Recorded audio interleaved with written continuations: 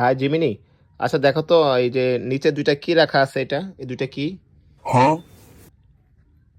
এখানে তো তেলা পোকা দেখছি। তেলাপোকা? তাই? ও তুমি তো ঠিক ধরেছো একদম। তো তেলাপোকা খেলে আমাদের কি উপকার হতে পারে বলো তো একটু। তেলা পোকা খাওয়ার কথা তো কখনো শুনিনি। এগুলো তো ময়লা জায়গায় থাকে, তাই এগুলো খেলে স্বাস্থ্যের জন্য ক্ষতি হতে পারে। আচ্ছা আচ্ছা। বরং ওইগুলো ফেলে দিয়ে ভালো কিছু খাওয়ার কথা ভাবা যাক, কি আহ, বলে? জি জি ঠিক আছে।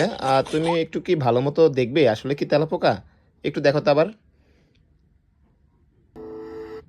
ও, এবার ঠিক ধরেছি। এগুলো তো খেজুর। তাই? আমার ভুল হয়ে গিয়েছিল প্রথমে। ও আচ্ছা আচ্ছা, তাই তা তোমার তো চশমা পরা দরকার। আমার মনে হচ্ছে তোমার চোখে ছানি আসছে, বা চশমা নেওয়া দরকার। হতে পারে, তবে আমার তো আর চশমা প্রয়োজন হয় না।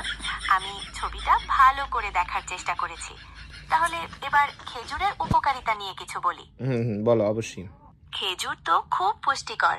এতে প্রচুর এনার্জি, ফাইবার এবং নানা ভিটামিন আর মিনারেল থাকে। নিয়মিত খেজুর খেলে হজমে সাহায্য করে, হার্ট ভালো থাকে এবং তাৎক্ষণিক শক্তিও পাওয়া যায়। আর তাছাড়া এটা মিষ্টি হিসেবেও খুব ভালো।